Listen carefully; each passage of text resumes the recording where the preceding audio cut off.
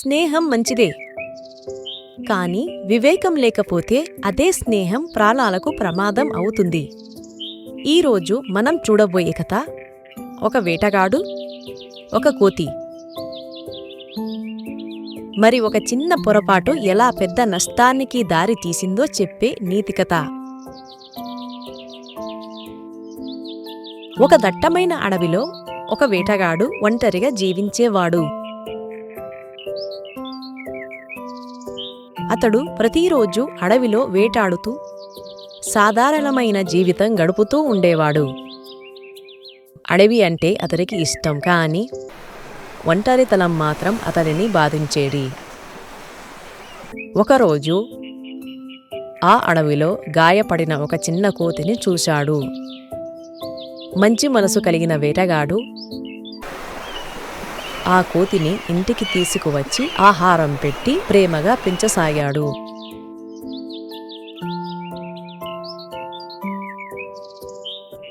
రోజులు గడిచే కొద్దీ ఆ కోతి పిల్ల వేటగాడికి చాలా దగ్గరయ్యింది.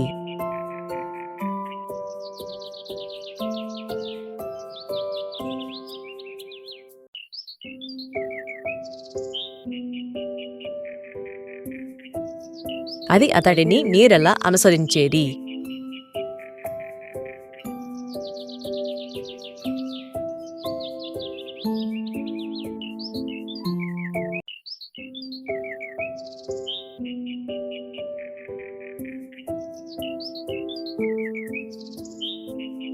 వేటగాడు నిద్రపోయినప్పుడు ఆ కోతి అతడి దగ్గరే కూర్చునేది. తన యజమానిని కాపాడటం తన బాధ్యత అనుకుంది ఆ కోతి. ఏ ప్రమాదం వచ్చినా నేను రక్షిస్తాను అనే భావనతో ఎల్లప్పుడూ అప్రమత్తంగా ఉండేది.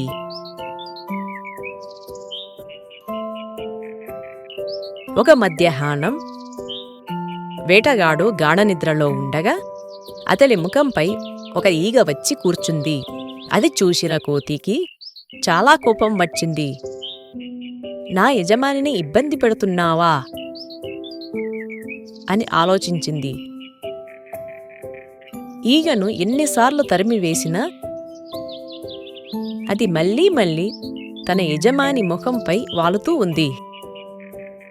ఈగను తరిమేయటానికి బదులు దానిని చంపాలని ఆ కోతి అతి తెలివి ప్రదర్శించింది. పక్కనే ఉన్న ఒక బరువైన రాయిని తీసుకుని ఈగను కొట్టాలని ప్రయత్నించింది.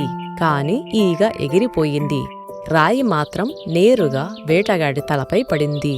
ఒక్క క్షణంలో ఆ చిన్న పొరపాటు పెద్ద విషాదంగా మారింది. ఆ దెబ్బకు వేటగాడు అక్కడికక్కడే చనిపోతాడు.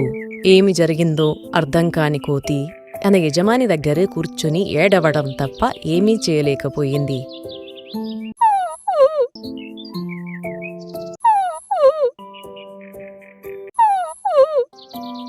ఈ కథ మనకు చెప్పే నీతి ఏమిటంటే, వివేకం లేని స్నేహం ప్రమాదకరం. అతి తెలివి అనర్థాలకు దారితీస్తుంది. ప్రేమతో పాటు ఆలోచన కూడా అవసరం.